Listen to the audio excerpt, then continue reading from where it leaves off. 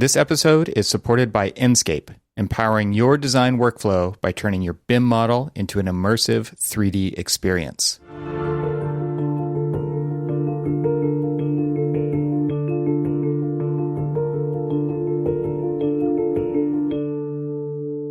Welcome to the Troxel Podcast. I'm Evan Troxel. This is the podcast where I have a conversation with guests from the architectural community and beyond to talk about the co-evolution of architecture and technology. A little bit of housekeeping up front here. This is the final episode of Troxel for 2021, and I'm taking some time off to spend more time with my family during the holidays, and maybe you will do the same.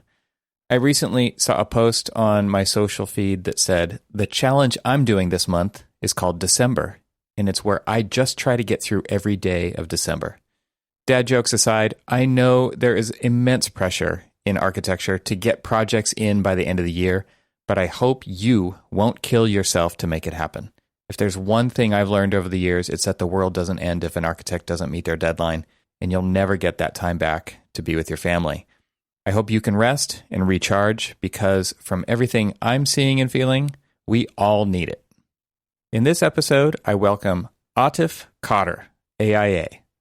Atif is the founder and CEO of the PropTech startup REDIST, which operates in the real estate development arena, and he says that $100 billion of real estate incentives are claimed every year, and his team is building the tools to make that more accessible so better buildings can be built. He was previously a member of the acquisitions and development teams at Extel Development for real estate deals across the United States and Canada. He also worked at Turner Construction and at Gwathmey Siegel Kaufman Architects. A licensed architect himself, he is a frequent speaker on real estate and entrepreneurship at Columbia, Harvard, MIT, and Yale. Atif serves as a city planning commissioner in Hoboken, New Jersey, where he lives, and he sits on the boards of the Hudson School, Haven Adolescent Community Respite Center, and On Guard Arts. He received his bachelor's degrees in architecture and in urban planning from MIT and his MBA from Columbia Business School.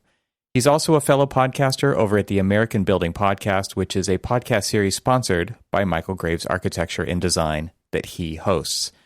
In our conversation, we talk about his mission to aggregate available resources that are difficult to find and access in order to help redistribute financial and what he calls near monetary incentives in the real estate development space, the lack of coordination between governmental agencies' data, how he built a team and leverages their superpowers, how his career led to REDIST coming from an architectural background, and so much more. This was yet another fantastic conversation, and I hope you enjoy it and share it with your colleagues.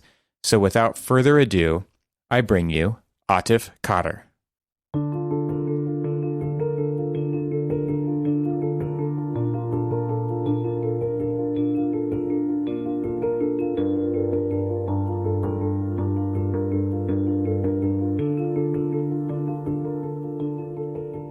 Atif, welcome to the podcast. It's great to have you here. Thanks for coming. Thank you so much for having me. I've enjoyed listening to a number of your episodes before, Evan. I'm looking forward to the conversation. I'm particularly interested. You're the first person on the show, particularly in the real estate arena. I don't know what else to call it. That works. So it's an arena where people fight with each other to the gladiator. Death. That's how it works. That does sound like real estate. I mean, especially when you slap that giant stack of papers down in front of somebody. That's all. Yeah, It's like fight or flight. You have two options. Fear is a big motivator in this industry. Yes, I bet. So tell me about REDIST and what you guys are doing with that and why you're doing that, because I think it's an interesting take on, I assume, what you did working in all the different capacities that you have, saw some dots that needed to be connected. And I've had a previous guest on the show that talked about kind of the dysfunctional state of data that's out there and who can have access to it. And is it, there's so much inconsistency. So I imagine there's an amazing story in here. So I would love it if you would take it from there. Yeah, absolutely. So what REDIST is, it's a startup. So that means it's focusing in a particular arena, which is real estate, and on a particular problem, which is the capitalizing of real estate deals, using technology as the tool to improve that process. So taking big picture, the thesis that we are focused on, and the one that we spend all our time thinking about, is this notion that's very unique in the United States is very unique in following, which is that public taxpayer-funded resources, so our taxes, should be used for funding private economic activity in order to deliver a public social good. So essentially, it's the partial privatizing of responsibilities related to affordable housing, energy efficiency, downtown revitalization, and jobs, which are the four main things that American incentives tend to incentivize. The reason why this is so unique is that it's $100 billion that is redistributed every year through various levels of government. And no Western or developed country approaches that to even within a mile of that. It's the amount of money that's so unique, and it's the fact that the real estate industry is the foundational industry that is the recipient of these types of incentives, with the idea being that the process of building is able to touch all four of those different categories. That's REDIST and the big picture of it. And you're absolutely correct, Evan. It came from an actual personal experience. So of our 8 team members, almost everyone to a T would describe themselves as a real estate person before a tech person, because they all came from the industry, whether they worked at Extel or the city of Hoboken. I'm a city planning commissioner there, like myself, or my co-founder at Goldman Sachs. That's kind of the background that we come from, New York City real estate and finance. So for us, this is a very personal problem that each of us has faced in very, very different ways. And particularly for me, I saw this issue of the access to public incentives. And under access, it's finding and using are the main kind of variables we're talking about.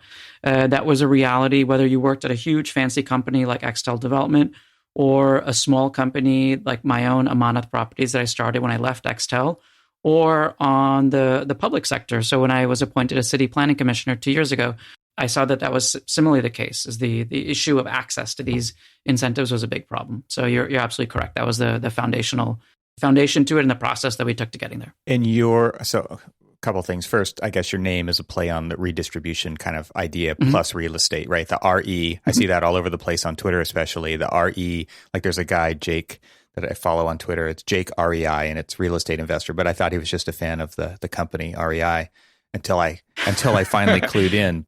So this idea of redistributing these incentives that are available that not everybody has access to or can find, even be aware of, is a value-added service to a lot of these people. Like what are we actually talking about when it comes to what's available? The real estate incentives, that broad terminology relates to anything that would encourage someone to do something that they wouldn't.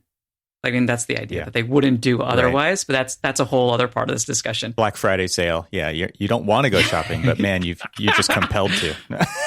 Of course, like everyone has to have Cyber Monday because no one likes to shop online, right? Yeah. I think so. Basically, incentives encompass anything that is monetary, and we also extend it to consider near monetary things.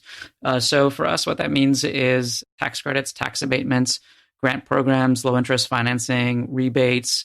Those tend to be the broadest sweep in terms of the classes. And then each of those tend to do with different types of taxes. So, for example, tax credits can deal with federal income tax versus state income tax. All in all, there's about 17 categories that we track.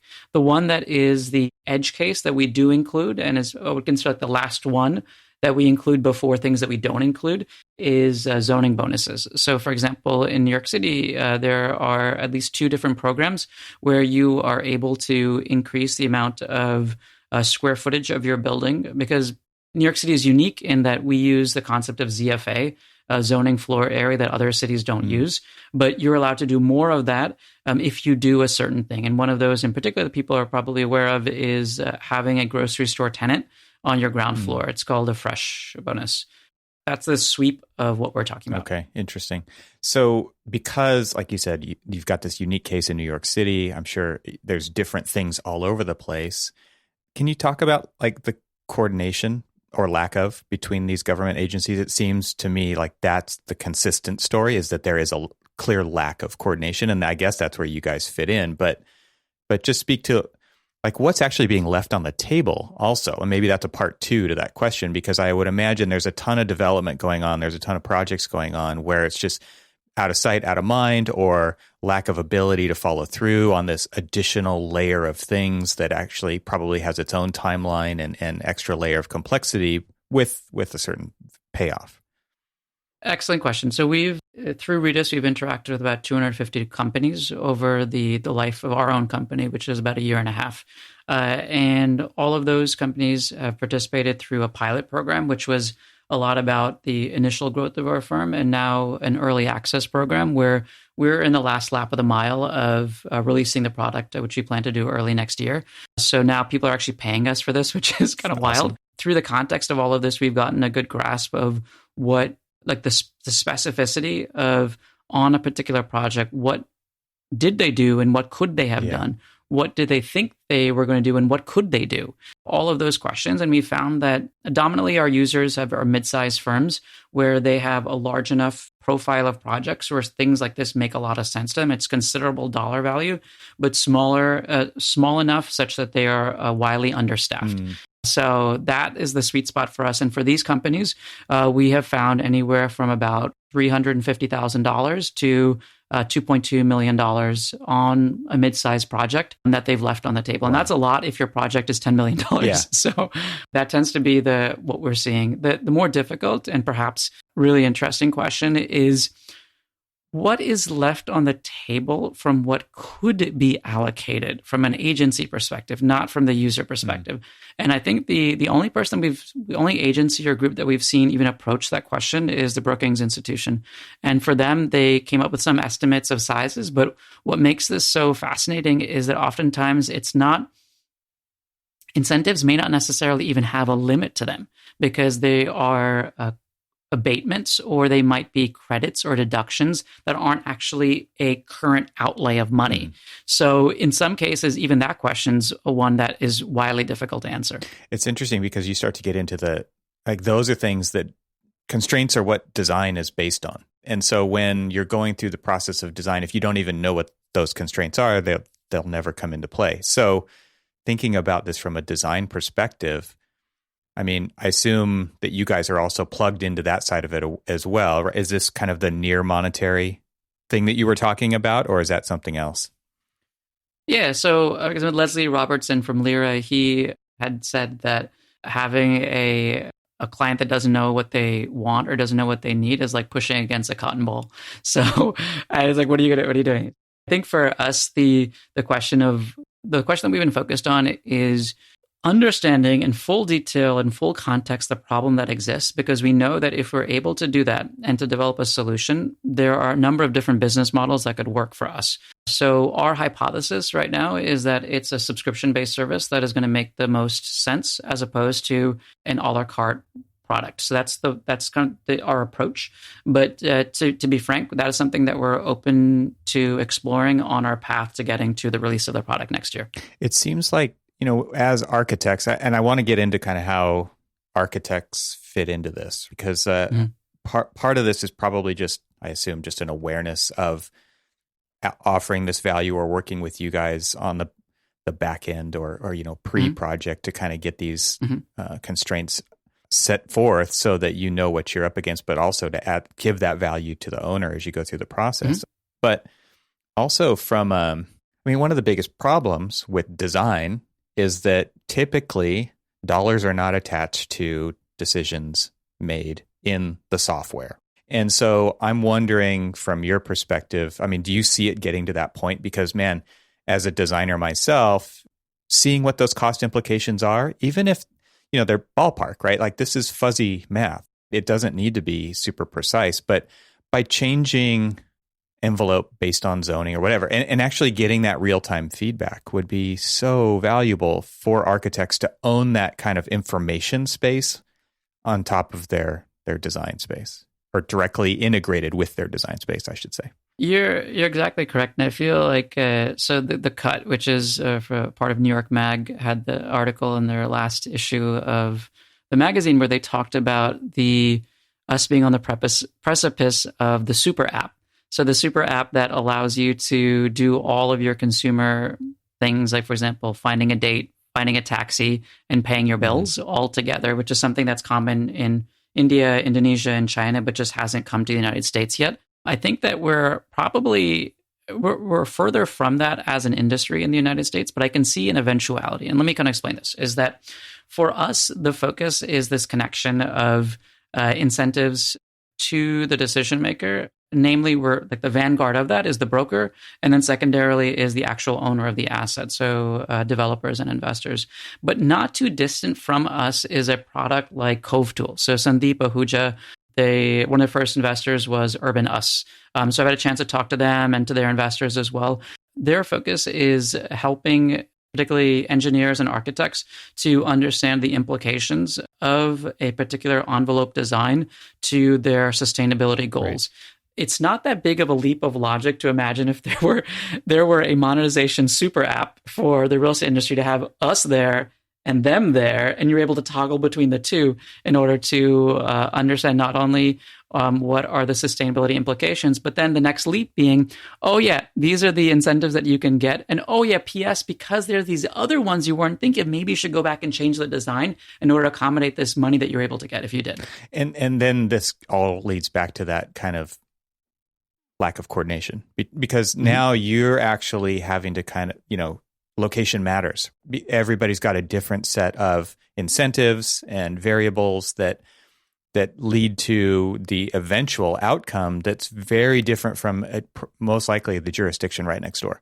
How do you start to manage all that? Because this was the topic of the conversation with Lance Amato at Kanoa, and it was like, they were setting out to define energy codes by location, and it was like thousands. Everybody had a different. Well, yeah, you're holding the gun up to your head. It's like, how do you even deal with that? So the lack again of coordination between the jurisdictions and the data available, and I imagine there's a lot of secret sauce going on in the background there. But that to me is like the real problem to be solved from an app development kind of a standpoint. I think you're right, and I would say that so I had a chance to talk to Fed Negro, who's the founder of Kanoa.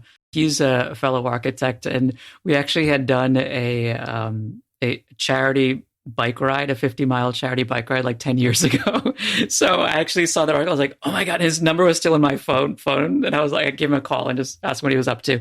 So I understand what they're doing. And I think that taking a bigger perspective, like us, them, and other companies, there's this reality that you come up against, which is that there's so little coordination. So, for example, being a city planning commissioner in New Jersey, there's 554 municipalities. Yeah.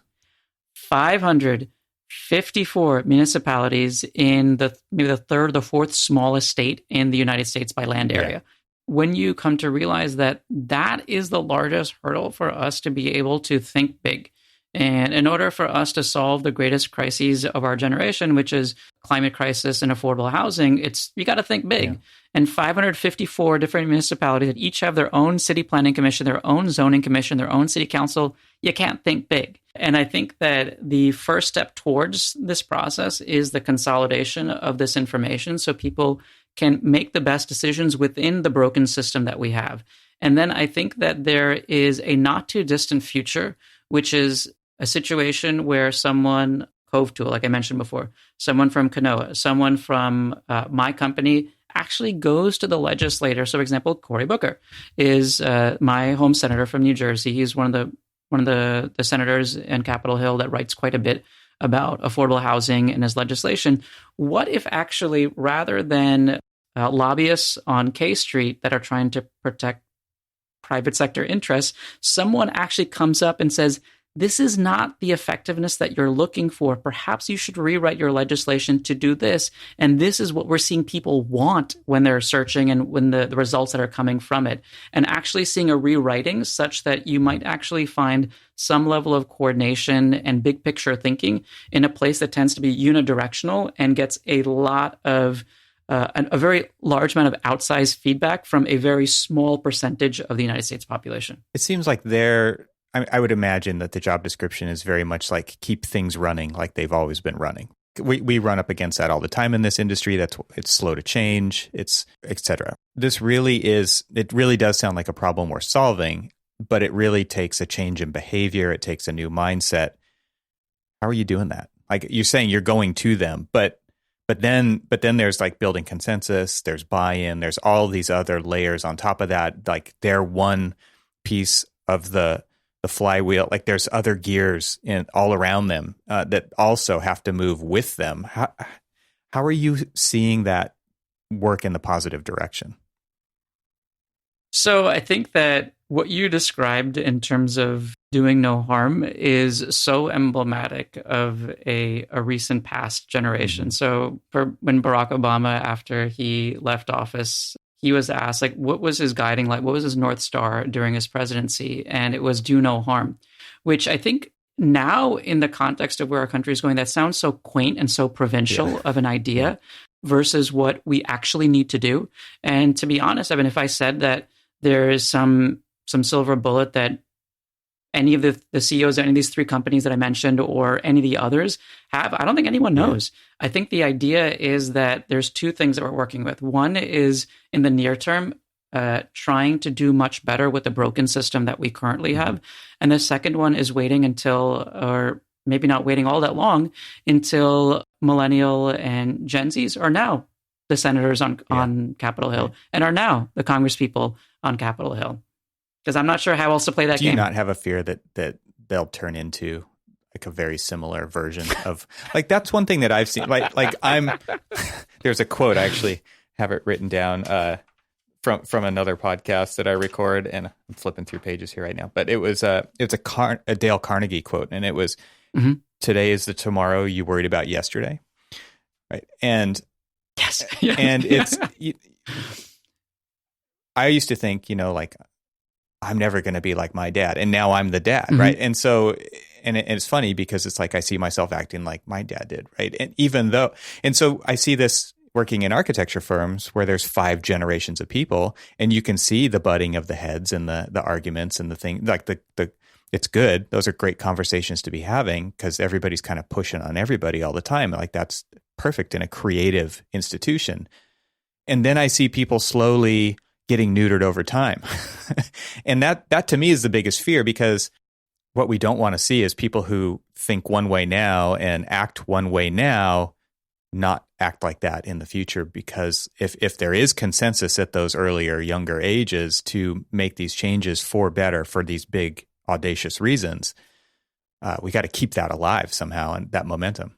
I think you're right. And there is this kind of funny arc that always happens with the American voter, is that you start out as Bernie Sanders and you end up as Mitt Romney or now as a Donald Trump.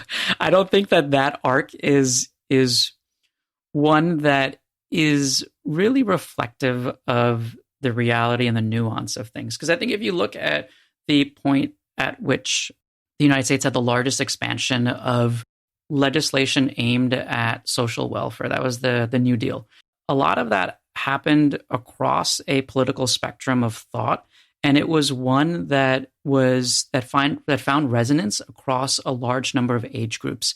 I think that if you are able to really message and explain the benefits of things, I think that you might be able to find a consensus across traditional boundaries. And I think for us, we don't particularly see public incentives as something that is a party A issue or party B issue. It's actually one of the few things that finds massive consensus across all people in the political spectrum. And for us, we imagine that when it is explained in the context of jobs, downtown revitalization, effectively responding to climate issues, and housing for everyone in a way that they find affordable, not just urban, not just people of color, not just the little kind of slices and dices that like to be done when people kind of talk from their special interests, but actually broader. I can't imagine anything more American than that. And if we as a company or we as a collection of people that are working in this arena of technology to change the real estate industry are able to communicate that effectively, then I think we might be able to get beyond this kind of transformational arc by age that you were describing. Yeah, so finding that common ground that kind of does slice consistently through the generations makes a lot of sense. So when you present it, do you present a grand vision like you're talking about, or is it a balance? We talk a lot about this in our company is training the pigeon, the one little step, because if you go 3 steps out, it's like, oh, I'm overwhelmed, I'm out, So is it finding that balance? Is it more on one side of that than the other? How do you guys approach that? So to be honest, that's a conversation that we continue to have. And what is so fascinating is as a CEO, my responsibility is to do both of those things. Yeah. So at the same time. So I think that, for example, I can mention to you how we have been adjusting and tweaking what our tagline is. So initially what our tagline was, REDIST makes it easy to find and use the $100 billion of real estate incentives that are given out every year in the United States. Okay, that is tactical. That is product focused, and that is action oriented. Great. That's wonderful. And where we have now arrived in our transformation is to say that REDIST unlocks public incentives in order to transform America. So yes, that is audacious. Yes, that is aspirational. But I think that there might actually be a context where the same day I'm saying both of those things to different people or the same people at the same time. Depends what language they speak, right? Exactly. Yeah. Yeah, I could see some of those words sticking out more to certain people than others, right? So you've got to feel that out and approach it. It's like you do A/B testing in the same conversation. Which one did you gravitate toward? Yeah. And I think a lot of that is some of the most successful design firms do that. So Michael Graves Architecture and Design, they're actually an investor in REDIST, and we co-produce the American Building podcast together. I think that their leadership is quite apt at understanding that messaging and how you say certain things to certain types of clients.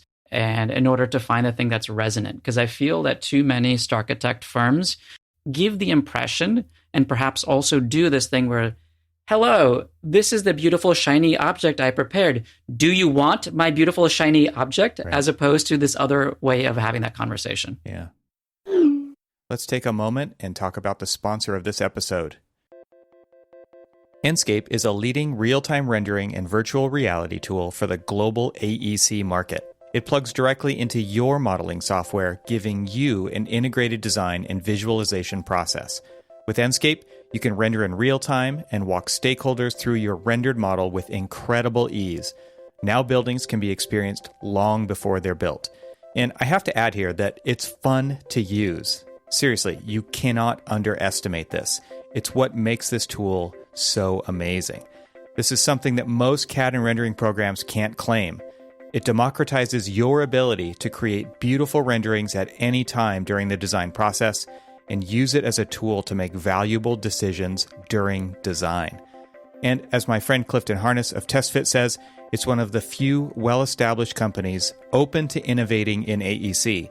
And you can see the outcome of this, where his company recently showed off how they were able to take advantage of the new Enscape SDK to incorporate the real-time renderer with TestFit.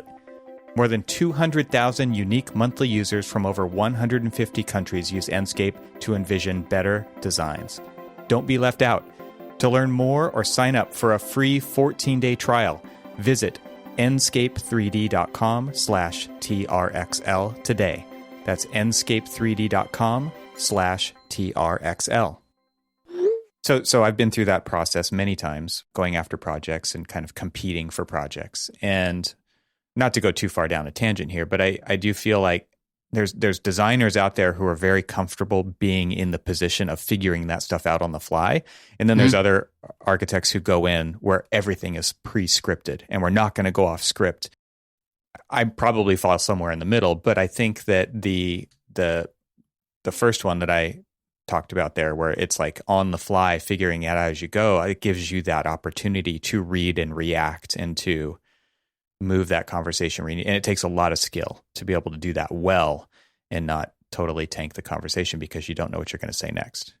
Do you know what the two things, like this is what we talk about on our team in terms of what are the superpowers that we have as a team and what are we looking for in new hires? Because we're hiring like any well-funded and interesting startup is right now, is curiosity and empathy. And I think that if you have those two things as an architect, those will be insanely valuable because those aren't necessarily things that are often talked about or discussed in architecture school in a very explicit way. And I think that if you are able to do those two things, then you are going to be much better not only producing good design, but getting the projects that you want. When you're able to be curious and to ask questions about why people are saying certain things as your clients and being empathetic to understand the particular issue. So for example, Kirk Mitchell from AKT Designs He's a designer for my development projects that I did previously before starting Redist. Because he invested in deals himself, he understood how every single day that we chose to spend more time choosing the paint for the project was one more day that I was paying water, sewer, mortgage interest, and real estate taxes in one of the most expensive real estate markets in the Northeast. So when you have someone that is able to empathize with those concerns, whether I verbalize them or not, that is what makes a truly excellent designer versus one that's like a nah sort of designer. Right. It's interesting to think about it that way because there's obviously he understood where you were coming from. And did that come through development of relationship, or was that just something you felt like he was really gifted in kind of figuring out as things went on in a very quick manner? I think it's both. And I think that it has to be in your nature to want to be curious and empathetic because it takes time to be those two things. It's much easier to be dictatorial or declarative. But I think there's also a reality that in the course of the conversation and the development of a relationship that you get better and better about being those two things in the context of that specific relationship. There was a book that I read a while back called Mindset. I think it's by Carol Dweck. And it's about, basically, are you intrinsically motivated? It kind of talks about open or closed. Are you open-minded? Are you closed-minded? And it starts to it blends in with some other books that I've read too. Drive by Dan Pink is similar, right? They're talking about motivation and mindset and openness versus closed. And so I kind of think, there's a lot of research that shows that this idea of being open-minded is hard to cultivate. It's embedded in you. So finding that person is a key. And there's tons and tons of research that's gone into this. It's interesting to think about. I think that what I have found in my own work experiences is that there are certain things that are coded into people's behavior depending on their gender.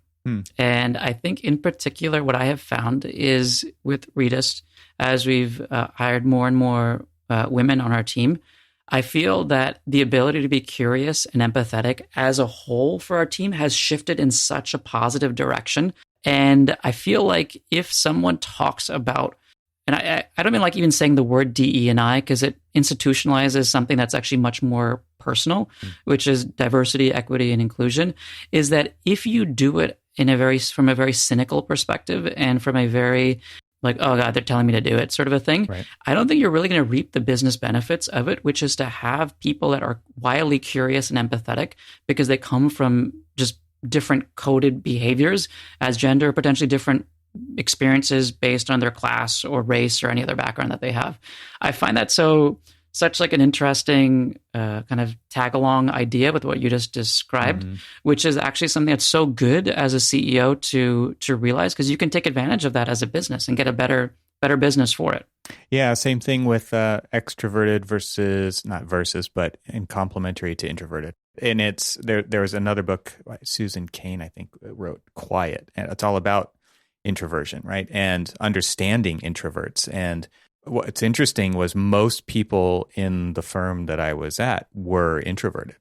And I think that that's very interesting because this community celebrates the extroverts, and it has for a long, long time.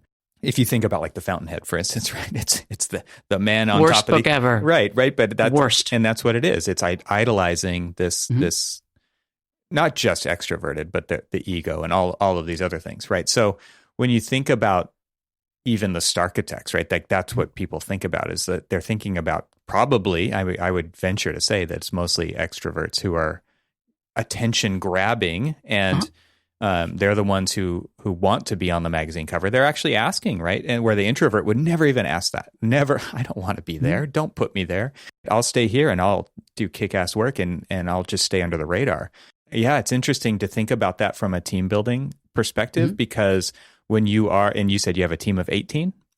I would hopefully 18 soon. We have 8 right now. All right. So 8, sorry. The idea is to complement by all of these pieces of the puzzle fitting together, right? Because what we've seen as far as habitually throughout the generations is hiring like you've already got, right? It's like-minded. And I think the difference that we're talking about here is the difference between being like-minded and being like-purposed, but not like-minded, right? Those are two very different things. And I think in particular, what I find is that I think we're on the precipice of change in terms of, in our industry, and design. Let's talk about design a little bit more than perhaps technology. That's kind of a different part of the real estate industry. But with design, I think that for so long, the way that we awarded and recognized the Pritzker, so the Pritzker is focused on the individual, as if the fallacy that there was this one lone wolf at a firm was responsible for all of the amazing work that was done. Right. And I think if we perpetuate that idea, then we end up in situations like this. Someone like Richard Meyer, who you can just Google him and you know why he's no longer at his firm, and someone like Zaha Hadid. So I think that there's a lot to look up to her. She's a fellow Muslim. She was. She's from an Arab background or a non-white background. She's a woman. So many things there to look at. But I think what I found particularly cutting about when you allow this lone wolf aesthetic to perpetuate in our industry is that someone like her can say, in regards to the World Cup stadium in Qatar, that when asked about what responsibility does she bear in regards to the working conditions of the people, largely from countries like where my family's from, so from Pakistan, India, Bangladesh, what responsibility does she bear to tell the clients that if you're building this building I designed, there are certain things that you must be responsible for. And she said, my responsibility as an architect ends at the design. Yeah. And I think that lone wolf is the lone wolf congratulatory structure allows for those things to happen when that may not be reflective of the largest priorities of the people that actually get work done in our industry, which are the mid-level and the junior level people. Yeah, the introverts, right? Exactly. Yeah, absolutely. Okay, so I'm just curious, maybe final segment of the show, if this were, how did you get to this position? I think it's interesting from obviously from what I can tell, you care about design and you do think that architecture can change the world. I mean, you're talking about these bigger ideas. We're talking about climate change. We're talking about sustainability. We're talking about having housing, right? Like the housing crisis. So how did you get to this point and how does architecture fit into that? I think for me, so I'm a licensed architect. I have the 3 letters after my name. So when someone asks me what I am, I will always say an architect. And I think that is such an empowering thing to be able to say, because I don't believe that architecture is a vocation. I think that architecture is much more about being a problem solver, and with curiosity, with empathy, understanding a problem and creating a solution for it, whatever your context is. So if it's designing a building, if it's building a building, if it's developing a building, if it's building a startup, any of this, I think it's the same situation, just a different media or a different platform to do it. I think that the path to getting here was to be able to recognize that architecture is not a vocation, not only a vocation. And I think the second one is believing that there is a path beyond corporate America. And I think that there is too much of an emphasis, particularly intelligent and capable people have, about collecting fancy things. And I think I'm able to say this because I've spent 15 years collecting all of these fancy things in terms of degrees and companies and titles and all this other stuff and designations. So yes, it's a little rich for me to say this, but this is my honest feeling, is that if you spend a large portion or too long or too much of your life in this collecting phase, then you aren't able to make this leap and create something truly beautiful and truly amazing. So I think that this kind of funny portfolio of things that I do between REDIST as my primary, that is my focus, and then the podcast is part of our way that we communicate our company's value to the greater world and partner with Michael Graves to do it, or being a city planning commissioner with some of the free time that I have to understand what is the public context to what we're doing. All these things, I think, wouldn't have been possible if I imagined that my greatest kind of being, or my greatest way of existing, was that I had to work at a company where people recognize their name, and I got a salary for it. Mm-hmm. That, I think, that's it. I think understanding the fact that architecture is much more than a vocation, and realizing that your career can be beyond corporate America. Yeah, I think that kind of vocation adjacent, you talk about being a licensed architect or a registered architect, depending where you are. I love what you said earlier about being a problem solver above and beyond, right? Like that really, to me, is what that license is about, is saying you're a licensed problem solver. And, talking about things they don't teach in school, I think this is one of those things, because what you're talking about is that this type of thinking applies to any kind of design problem. And I think I use the word design problem loosely, because if you're a problem solver, right, it doesn't have to just be design, but it does fit into so many other places. And I think that people only understand that by experiencing it, people outside of the sphere of architecture. So if it is a question, like you're serving on the city council, city planning commission, city council is an elected one. That's right. I have no interest in running. You're like holding up the cross. No, not that one. So if you're serving there, I mean, I'm sure you're able to maybe convey that because of that exposure level to people who show up to those meetings, which is probably a kind of a revolving thing, right? People show up for different reasons, and they're not going to be there all the time. So it gives you that ability. I think that having an outlet like that is a great place to showcase that ability. And it's kind of like you're on the clock when you're there in that capacity. It's just like, what's the problem? Let's solve it. And it's not necessarily like, I'm only going to be here if it's an architectural problem. So I love this idea of kind of being a licensed problem solver and expressing ourselves that way, because I do believe that architects can be applied to just about any kind of a problem and help make it a better solution because of that training and because of the experience that we've had on the scale that we have. In particular, I would say that I've been really impressed by the AIA and a couple things. One is who the AIA has chosen as their keynote speaker for our annual conference. And I think having, for example, the partners in charge of business development for a big. Yeah, that was a fascinating talk. I love that one. Yeah, it was fantastic. I'll send you my notes. I took this beautiful kind of notes from everything that Sheila was saying.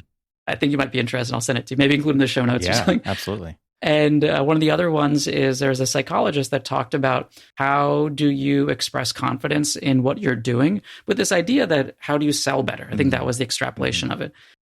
I think that I've been particularly impressed about with the AIA. And the other one is that there actually is a group within the AIA that talks about legislation and ways that our industry can actually be active and advocate for things that make sense. For example, the historic tax credit has been on the chopping block again and again and again and again this year as part of the reconciliation budget, which is absolute nonsense. It shouldn't be. That's the craziest idea ever. But I think until you have our industry mobilize and say, no, just like the same way the pharmaceutical industry mobilizes around everything that's of value to them, why shouldn't our industry be doing the same thing? Yeah. So how do you get architects to pay attention to that when they have a deadline every week?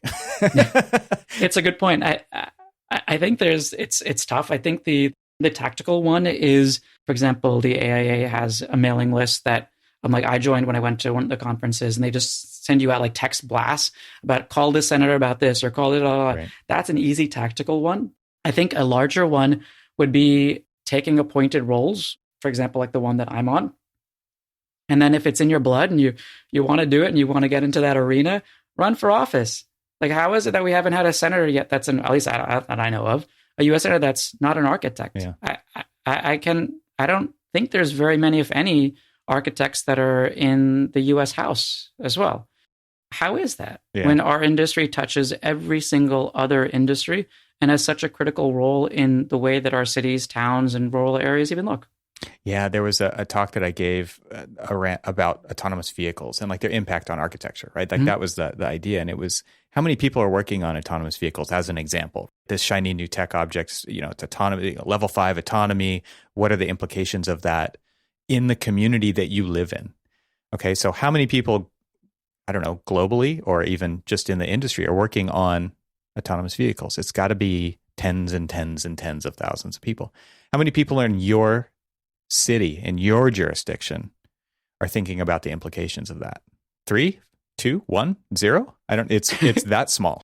And I think in similar, I had a chance to talk to Matt West. So he's running for, I believe it's a new seat in the state of Washington, new U.S. House seat. And my friend Robin Logsdon is his campaign manager.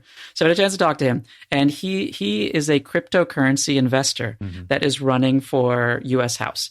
Imagine if we had a cryptocurrency developer and investor writing the legislation about cryptocurrency that's going to be coming down the pike, that's not already, Absolutely. Versus someone who is, no offense to anybody, but someone who's 80 years old and is a good 60 years away from any understanding of what any of that stuff is. And now just take that example for us, anything related to our industry. Yeah, there was did you see what Wyoming has done? They made cryptocurrency kind of one of their, I don't even know how to say it well, but basically the governor said, yep, it's good here. And Wyoming is a state that is, I think, the lowest population per capita, the lowest population state as well, just in numbers, but per capita even smaller. How do you attract people to, like, we've seen Miami be incredibly successful with this as of late, attracting people, because basically other cities like San Francisco is kind of the poster child for this right now. It's like nobody wants to be there, and then basically the mayor of Miami is like, how can I help, right? I see an opportunity here, and starting to run these jurisdictions like their companies, right? They're trying to attract talent. And so Wyoming did that with cryptocurrency. I think it's very interesting because all of a sudden a DAO spooled up, and it's called City DAO. And within like a few months, they organized and bought 40 acres of land with crypto. Very interesting to see how, and to your point, can you see that happening with somebody who is 80 years old? And it's probably not going to happen. So it's interesting to kind of see the level of engagement and competition happening because of these exciting new technologies, whether they go somewhere or not. I think it's that, we're in the proving ground stage of that, and it's very interesting to watch. And I think there's two approaches to this. One is that you use incentives. That is the whole point. That's exactly what it is. Yeah. That is exactly what it is this system of incentives that we have developed as a country, and being able to leverage that for its fullest use by being able to make sure that that is accessible, understandable, usable, all of those verbs that you need. Yeah. That is how you motivate actions that may not be the ones that people take if you simply go on market motivations. And not only that, but you're attracting the people who are going to opt in. I mean, there's a big difference between creating something that is attractive and incentivizing the right kind of person to want to opt in and go on that ride or go on that journey or, do that development or whatever that thing is, versus trying to implement change into an existing system where you're kind of pushing boulders uphill because everybody's resistant to it by nature because it's institutionalized and for all these other reasons. It is interesting to kind of see these things come alongside. I mean, this basically is the theory of disruption, right? It's like the clients of the incumbents are not the same clients as the ones of the disruptor, right? And so the people who are interested in going along for that ride, I find that's what's so fascinating to me about the whole tech startup world is basically people are coming up with these ideas and then saying, hey, who wants to come with us and develop it as we go into what we need it and want it to be? And I think that's the most exciting thing about it. Because you're basically defining and solving your problem again and again and again and again. Yeah. And that's the coolest thing ever. I think it's really fun. Yeah. Well, thank you so much for taking the time to have this conversation. I think the whole real estate angle, especially from an architect's perspective, is fascinating. And I could definitely see like a part 2 to this because the conversation, there's a lot of depth that I'm sure we can get into. So good. Maybe that'll happen. As you said, your launch is kind of coming early 2022. Awesome. Yep, well, absolutely. I would love to talk to you again at that point. So is there anybody can follow along with what you guys are doing? Where are you guys most active online? Sure. So I think the best places to check us out would be going to the REDIST website. So that's redist.us, and checking us out on LinkedIn. And also, if you are interested in a more conversational approach to this idea of incentivizing and how we capitalize buildings, check out the American Building Podcast. You can just go to americanbuildingpodcast.com. And REDIST co-produces that with Michael Graves, Architecture and Design. Thanks, Atif. This has been a fascinating conversation, and I'll have links to all that in the show notes. And I appreciate you taking the time. Cool. Thank you so much for your time, Evan. Thank you to Enscape for their support of this episode. Visit enscape3d.com/TRXL today for a free 14-day trial. This show is part of the Gable Media Podcast Network. You can see all the shows at gablemedia.com. That's GABLMEDIA.com. You can help support what I'm doing here by leaving a 5-star review on Apple Podcasts to help get the word out, and of course, share it with your friends. I'd love to hear from you, so leave a comment on the website at trxl.co/podcast, where you can find every episode. You can also follow me on Twitter and Instagram and YouTube. Just search for eTroxel. Talk to you soon.